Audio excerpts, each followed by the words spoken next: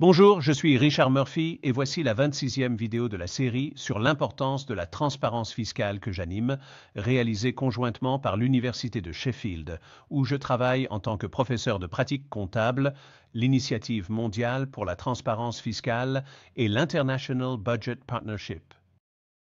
Dans cette vidéo, nous examinons comment une autorité fiscale devrait expliquer pourquoi les impôts qui lui sont dus ne sont pas payés dans la période. Nous pensons que c'est une extension essentielle du processus de comptabilité fiscale que nous avons commencé à décrire dans la vidéo 25. Ce faisant, nous approfondissons la discussion sur le non-paiement des impôts dans les vidéos 11 et 12. En particulier, nous examinerons deux techniques qui, selon nous, peuvent aider toute autorité fiscale. Comme l'explique mon collègue de l'Université de Sheffield, le professeur Andrew Baker. Deux aspects plus avancés et même ambitieux des principes mentionnent deux formes d'évaluation qui ont chacune un objectif spécifique. La première est quelque chose sur laquelle Richard a beaucoup travaillé et qui s'appelle une estimation de l'écart fiscal. L'objectif d'une analyse de l'écart fiscal est de calculer les impôts effectivement perçus sur une période donnée par rapport à ce qui aurait pu être collecté. Cela donne au gouvernement, aux citoyens et à la société civile une idée de l'ampleur du manque à gagner en termes de recettes et de la taille des revenus supplémentaires qui pourraient être récupérés si le système fiscal fonctionnait plus efficacement. Une analyse de l'écart fiscal, si elle est appliquée et utilisée correctement, peut aider à rendre le système fiscal plus efficace. Pour compléter une analyse de l'écart fiscal, les gouvernements pourraient également entreprendre une analyse des retombées fiscales.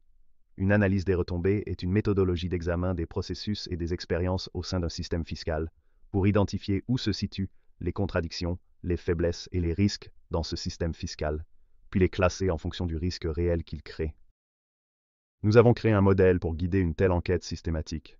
Alors qu'une analyse de l'écart fiscal donne une estimation de la taille des revenus manquants et récupérables, une évaluation des retombées fiscales aide les gouvernements et les acteurs de la société civile à comprendre les sources les plus probables de ces revenus manquants. De cette manière, une analyse des retombées peut aider à identifier un programme de réforme ciblé, qui peut aider le gouvernement à récupérer les revenus manquants de manière plus efficace. Au minimum, une évaluation des retombées fiscales deviendrait une source d'informations détaillée sur la performance du système fiscal. Cela pourrait alimenter un débat plus éclairé sur la politique fiscale et la performance du système fiscal. En ce sens, c'est un élément important d'un régime avancé de transparence fiscale.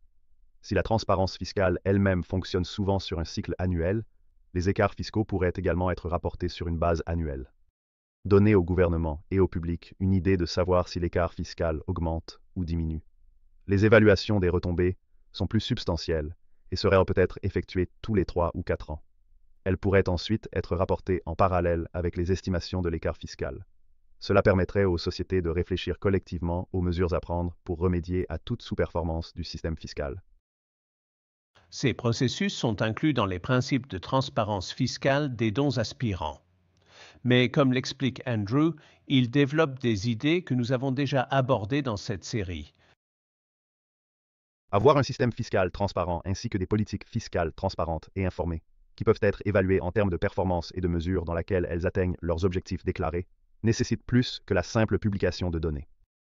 La transparence exige que les décideurs expliquent leurs propres objectifs et priorités, ainsi que leur stratégie pour les atteindre.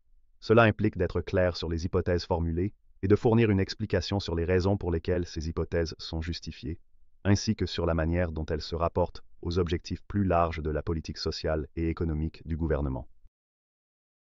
Examiné à la lumière de données plus quantitatives, cela permettra au gouvernement et à l'ensemble des acteurs de la société civile de porter des jugements plus éclairés sur la pertinence de ces hypothèses et si elles ont été confirmées par l'expérience, ou si les preuves suggèrent qu'elles doivent être révisées et affinées.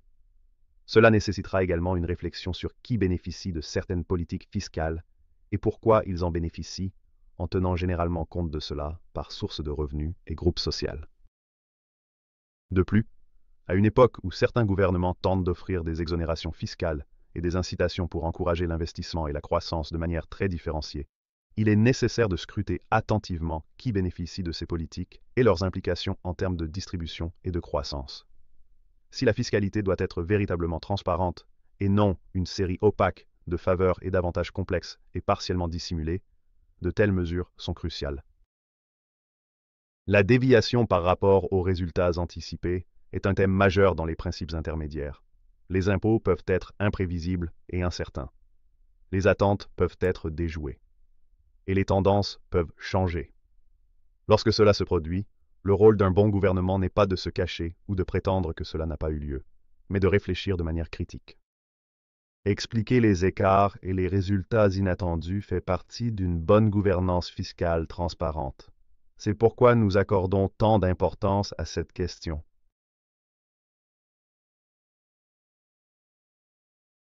Lors de l'année de soumission 25, nous avons examiné la nécessité de disposer de données comptables sur les impôts perçus par un gouvernement. Ce faisant, je soulignerai l'importance de comparer les impôts perçus au cours de l'année avec le budget correspondant pour l'année, les impôts perçus au cours de l'année et les impôts perçus l'année précédente, les tendances à long terme, fournissant des données sous forme narrative ainsi que numérique. Peut-être plus important que tout, comme le souligne Andrew, l'essentiel est que les données fournies aident à comprendre les objectifs du gouvernement ou de l'autorité fiscale pour le système fiscal.